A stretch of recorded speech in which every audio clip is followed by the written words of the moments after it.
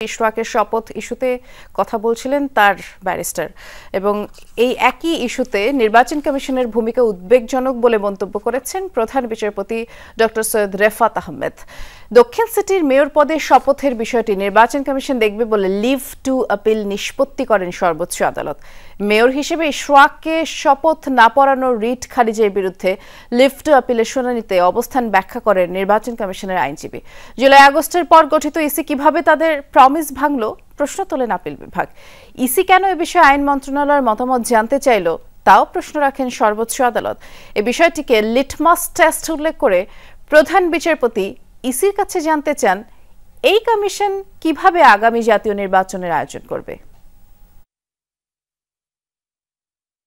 এই মর্মে আপিল বিভাগ বলছেন যে ইলেকশন কমিশন যে সম্পূর্ণ স্বাধীন এবং তার কাজের ক্ষেত্রে তিনি যে কাজগুলি করবেন এইখানে অন্য কারোর মুখোমুখি করার প্রয়োজন নাই। এটাকে বরঞ্চ আপিল বিভাগ তাদের এই যে ইলেকশন কমিশনের সম্পর্কে কাজে উষ্মা প্রকাশ করলেও এর দ্বারা ইলেকশন কমিশনের ক্ষমতা রাখে ওনারা যে সাংবিধানিক ক্ষমতা রাখে ওনারা সমর্থন করেছেন। এইটা অনুরোধ করার পরবর্তী পর্যায়ে ইশরাক হোসেনের যদি শপথ নেওয়ার কোনো বিষয় থাকে বা এই বিষয়ে পরবর্তী সিদ্ধান্ত এটা স্থানীয় সরকার মন্ত্রণালয় নেবেন। এটা এইভাবেই ইলেকশন কমিশন জিনিসটা সেদিকে শুরু দিয়েছেন এবং এটা এইভাবে ইলেকশন কমিশন নিষ্পত্তি করেছেন। বিএনপি নেতা ইশরাক হোসেনকে ডিএসসিসির মেয়র হিসেবে দায়িত্ব বুঝিয়ে দেওয়ার দাবিতে রাজধানীর নগর ভবনের সামনে অবস্থান কর্মসূচি চলছে। আমাদের সহকর্মী রাব্বি সিদ্দিকী খোঁজ খবর রাখছেন, আমরা একটু দেখে আসতে চাই কি আপডেট আছে। রাব্বি, কিছুক্ষণ আগে যেমনটি ব্রিফিং হচ্ছিল এবং আদালত ইশরাকের যে শপথ ইস্যুতে ইসির ভূমিকা নিয়েও কথা বলেছেন, নিশ্চয়ই আন্দোলনকারীরা এই বিষয়ে অবগত, কি বলছেন তারা? কিন্তু আবহাওয়া বৈরী, সেই বৈরী আবহাওয়া উপেক্ষা করে ইশরাকের সমর্থনে বিএনপি নেতাকর্মীরা তারা কিন্তু এই নগর ভবনে অবস্থান নিয়েছেন এবং আপিল বিভাগের সবশেষ যে বক্তব্য সেই বক্তব্যের পর তারা আরও উজ্জীবিত হয়েছেন, চাঙা হয়েছেন যে তাদের নেতা ইঞ্জিনিয়ার ইশরাক শপথ নেবেন খুব দ্রুতই।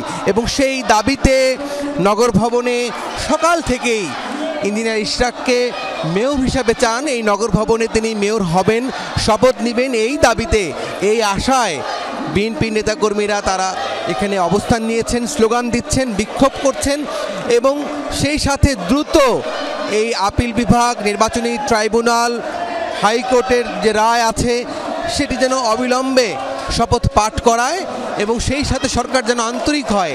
এখনও ইঞ্জিনিয়ার ইশরাক হোসেনকে দায়িত্ব বুঝিয়ে না দেয় শঙ্কা প্রকাশ করেছেন, বিস্ময় প্রকাশ করেছেন তার কর্মী সমর্থকরা।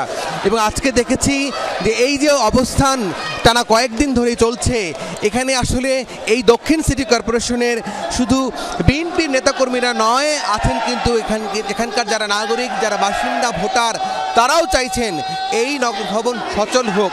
লাগাতার আন্দোলনে অচল এই নগর ভবনে কোনো সেবাই মিলছে না, তাই অবিলম্বে এই অচল অবস্থা কাটুক এমন দাবি করছেন সকলেই। বৃষ্টি, শুনছিলাম, বিস্তারিত জানাচ্ছিলেন, ধন্যবাদ রাব্বি।